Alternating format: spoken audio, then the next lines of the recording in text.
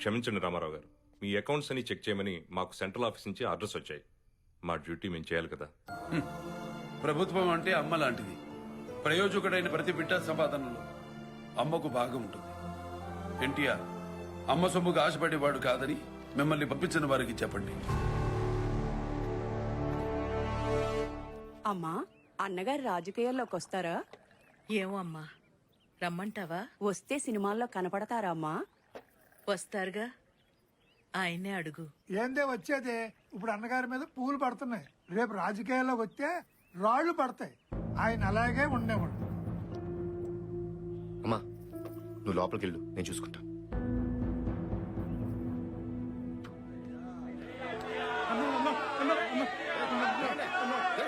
ఏదో మీద పడిపోతారు. నాన్న హరి, బాగున్నారా? పంటలు సరిగా పండటం లేదన్నా. ప్రభుత్వం వాళ్ళిచ్చిన కల్తీ మందులు మా మొగోళ్ళు తాగుతున్నారు. పనులు లేవు, ప్రభుత్వం పట్టించుకోవడం లేదు. ఆకలి తీరక 6 నెలలు అయింది. ఆ దేవుడికి ఈ దేవుడికి కట్టాలు చెప్పుకుందామని తిరుపతి వెళ్ళి ఇక్కడికొచ్చాం స్వామి. అన్న, మా మన్యంలో ఏడ చూసినా రోగాలు రుష్టులు. 20 ఏళ్ళకు ఒక్క ఆసుపత్రి కూడా లేదు. శవాల్లా బతుకుతున్నామన్నా.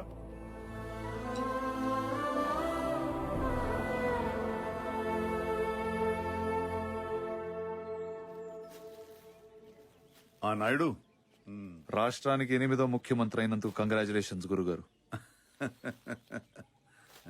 నాతోరా, మీ మావయ్య నేను మంచి మిత్రులం.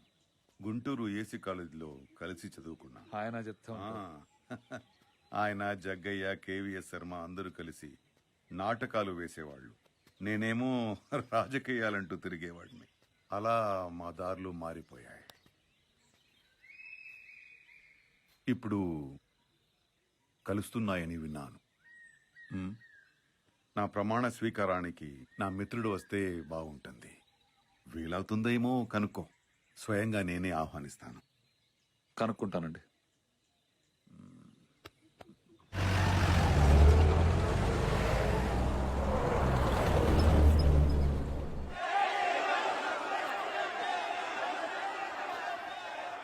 రామారావు గారు, మీ స్నేహితుడి ప్రమాణ స్వీకారానికి వచ్చారు. అలాగే రాజకీయాల్లోకి కూడా వస్తారా? నా స్నేహితుడి ప్రమాణ స్వీకారానికి మాత్రమే వచ్చాను. మామయ్య, రాజశేఖర్ రెడ్డి, పులివెందుల. నమస్కారం అండి. నాకు మంచి ఫ్రెండ్. మీ అభిమానిని కూడా. నాయుడు పెళ్లిలో మిమ్మల్ని కలిశాను. Glad to meet you again. Thanks అండి. రండి. రామారావు గారు,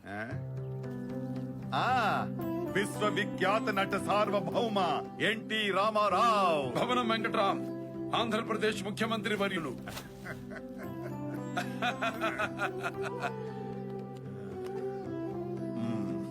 పెద్దవాళ్లమయ్యా.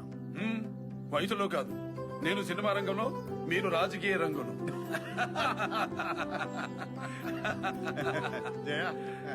నమస్కారం అన్నయ్య గారు, బాగున్నారా? నమస్కారం. మీరు ఎలా ఉన్నారమ్మా? బాగున్నానన్నయ్య. భవనం వెంకట్రామను నేను. భవనం వెంకట్రామను నేను. శాసనం ద్వారా నిర్మితమైన. శాసనం ద్వారా నిర్మితమైన. భారత రాజ్యాంగం పట్ల. భారత రాజ్యాంగం పట్ల. నిజమైన విశ్వాసం. తుమ్మితే ఊడిపోయే పదవికి ప్రమాణాలు ఎందుకు? 4 ఏళ్లలో ఈయన 3వ ముఖ్యమంత్రి. ఆంధ్రప్రదేశ్ రాష్ట్ర ముఖ్యమంత్రిగా. మా కాంగ్రెస్ పార్టీలో సీఎంకి సెక్యూరిటీ లేదండి, ఇంకా జనానికి సెక్యూరిటీ ఉంటుంది. భాస్కర్ రావు, నాదెళ్ల భాస్కర్ రావు. నమస్కారం. నిన్న మీ పాపారాయుడు చూశాను. అసెంబ్లీలో ఉండాల్సిన ఆవేశం కనిపించింది. మీరు రాజకీయాల గురించి ఆలోచిస్తున్నారని విన్నాను.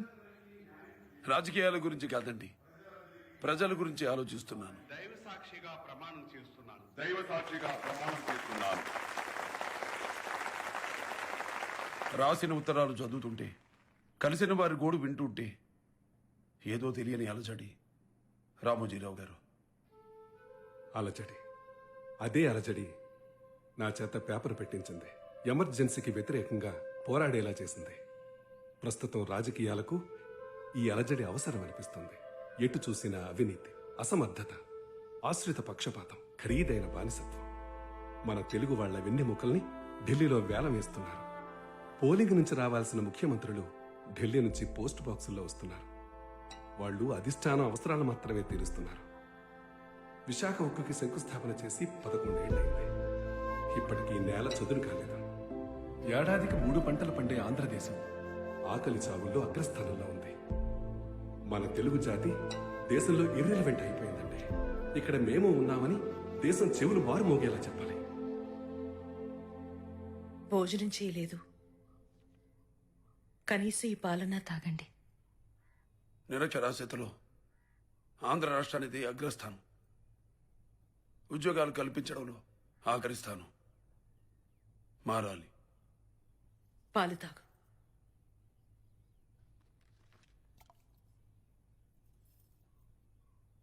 ఇక్కడి నుంచి ఇక్కడ దాకా చదవండి.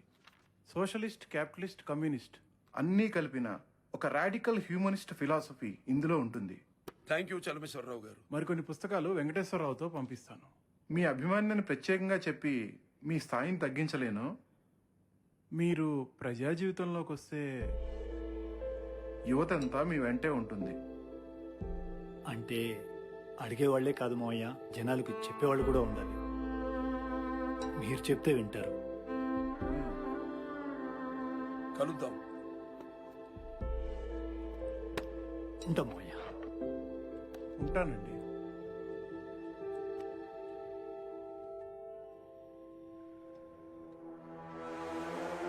మీ పేరు? బొబ్బిలి పులి. అసలు పేరు? బొబ్బిలి పులి. ఇదివరకు 2 సార్లు కోర్టులో హాజరైనప్పుడు మీ పేరు చక్రధర్ అన్నట్టు గుర్తు. ఆ కోర్టులతోనూ ఆ తీర్పులతోనూ ఆ చక్రధర్ ఆనాడే చచ్చిపోయాడు. మనిషిగా చచ్చిపోయాడా? మానసికంగా చచ్చిపోయాడు. కారణం?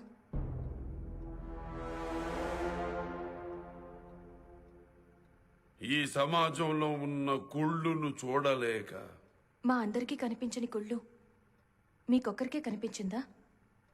మురికి కాలువ పక్కన కాపురం చేసే వాళ్ళకి, వాళ్ళల్లో కూడా ఆ వాసన జీర్ణించుకుపోతుంది. కొత్తగా వచ్చిన వాళ్ళే ఆ వాసన భరించలేక పారిపోతారు. కొత్తగా మీరెక్కడి నుంచి వచ్చారు? నీతి, నిజాయితీ, క్రమశిక్షణ, త్యాగం, ధైర్యం ఉన్న చోటు నుంచి. ఇవన్నీ సమాజంలో లేవు కాబట్టి మీరు బొబ్బిలి పులిగా మారి మీ ఇష్టం ఉన్న వాళ్ళందరినీ చంపేశారన్నమాట. ఇష్టం ఉన్నవాళ్లను కాదు, దేశానికి నష్టం తెస్తున్న వాళ్ళని.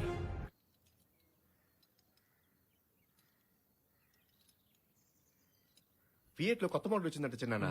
ఈ సంవత్సరం కొనేద్దాం. అలాగే నాన్నగారు, ఇవి ఎన్టీఆర్ ఎస్టేట్స్ ఎక్స్టెన్షన్ ప్లాన్స్. మీరు ఒకసారి చూస్తే. నానా, స్టూడియో కోసం కొత్త ఎక్విప్మెంట్ కొనాలి, చూస్తారా? ఇక ఇవేవి మా దాకా తీసుకురాకండి, మీరే చూసుకోండి. నువ్వు రాజకీయాల్లోకి వెళ్తున్నావా? వెళ్తే తప్పేంటి? వెళ్తే తప్పేం కాదు, కానీ అన్నయ్యకి ఎందుకని? ఎందుకు కాకూడదు చిన్న? నెలలో సగం రోజులు ప్రజాసేవకి అంటే సినిమాలు చేస్తూ ఏదో చేస్తుంటావు అనుకున్నాను, కానీ ఇలా అన్నీ వదిలేసి వెళ్తావు అనుకోలేదు. మంచి చెయ్యాలంటే ఎక్కడున్నా సరిపోతుంది, కానీ మార్పు రావాలంటే రాజకీయాల్లోకే వెళ్ళాలా? అన్నయ్య, అదొక అడవి, విషపురుగులు, క్రూర మృగాలు ఉంటాయి. అయితే నాన్న సింహం, అప్పుడు ఆయన కూడా ఆర్మీలోనే ఉండాలి కదా. అన్నయ్య చెప్తే అంతే అంటూ ప్రతి పనిలోనూ నీ వెంటే ఉన్నానన్నయ్య, కానీ రాజకీయాల్లోకి వెళ్తానంటే మాత్రం నీ వెంట నడవలేనన్నయ్య.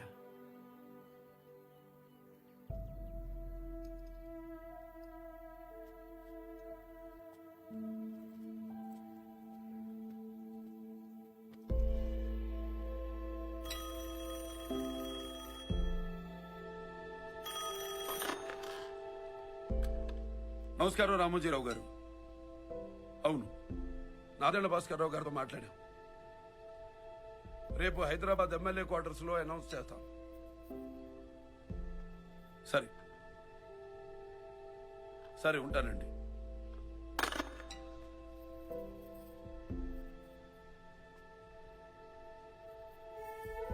ఇంకోసారి ఆలోచించు బావా. తారకం, మన దగ్గర 75 రూపాయలు ఉన్నాయి. 60 రూపాయలతో మన అవసరాలన్నీ తీరిపోయాయి. మిగిలిన 15 ఏం చేస్తాం? మహా అయితే 75 ఏళ్ళు బతుకుతాం. 60 ఏళ్ళు వస్తున్నాయి. అన్ని బాధ్యతలు తీరాయి. ఇక ఈ మిగిలిన జీవితాన్ని ప్రజలకు పంచాలనుకుంటున్నాను. రాజకీయాల్లోకి వెళ్ళాలనుకుంటున్నాను. ఏమంటాం? నిన్నందరూ ఇక్కడ దేవుడు అంటున్నారు.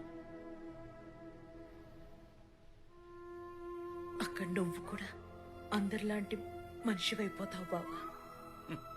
తారకం, నన్ను దేవుణ్ణి చేసిన మనుషుల కోసం నేను మళ్ళీ మనిషిగా మారడానికి సిద్ధంగా ఉన్నాను. బావా అది ప్రజలే దేవుళ్ళు తారకం. 6 కోట్ల మంది దేవతలకి అపచారం జరుగుతుంది. అరికట్టడం నా బాధ్యత.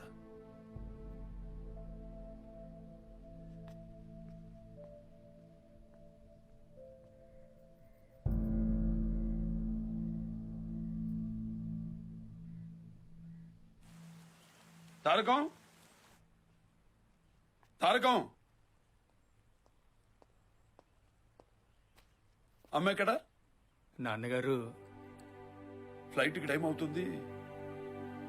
తారకం, తారకం,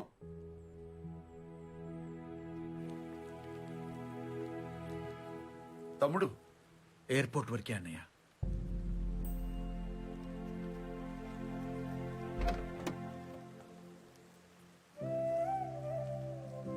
మీకు అమ్మకు 2 ఇష్టాలు ఉండవంటగా అమ్మ చెప్పింది.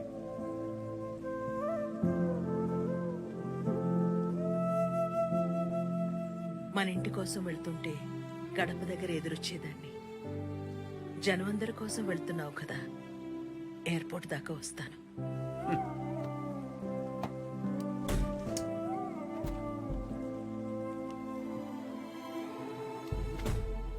నా తారకం ఎదురు రావాలే గాని ఈ తారక రాముడికి ఏ రంగంలోనూ ఎదురుండదు. బయలుదేరతామా? జై పాతాళ భైరవి.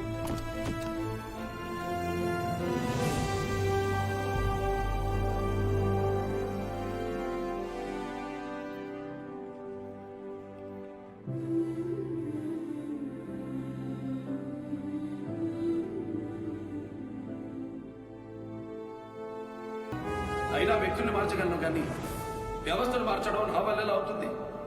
అందుకే నా రాజీనామా. ఈ ఆంధ్ర తమిళనాడు క్యా హై జీ? సభీ సౌత్ ఇండియన్ మద్రాసీ అయినా మన తెలుగు జాతి దేశంలో ఇర్రెలవెంట్ అయిపోయిందంటే ఇక్కడ మేము ఉన్నామని దేశం చెవులు మారు మోగేలా చెప్పాలి. సామిబువా దినాము సామిబువ తినాలంటే ఆ దేవుడి దిగి రావాలరా బిడ్డ.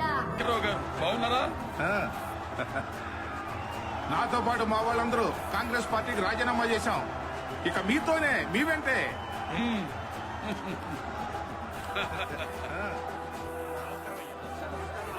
గెలిపించడానికి ప్రజల్లో మీ మీద అభిమానం ఉంది.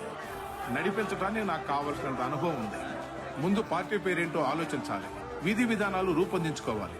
ప్రజల బంగారు భవిత కోసం పార్టీ పెడుతూ వాళ్ళ భాగస్వామ్యం లేకుండా ఇలా 4 గోడల మధ్య చర్చించుకోవడం వృధా. భాస్కర్ గారు, ఎమ్మెల్యే క్వార్టర్స్ బయట మైకులు ఏర్పాటు చేయగలరా? తప్పకుండా.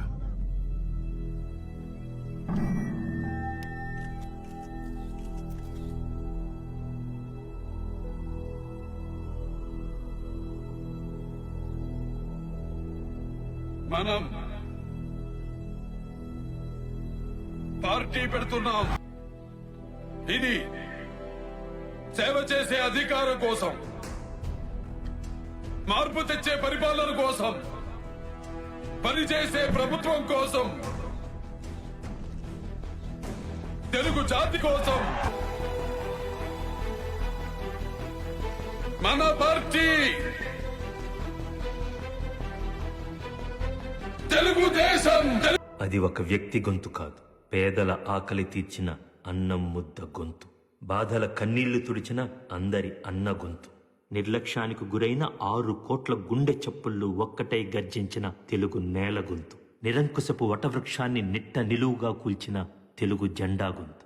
రాష్ట్రాలంటే ఓటర్ల జాబితాలు కాదు, భరతమాత తలరాతలని తేల్చిన తెలుగు జాతి గొంతు.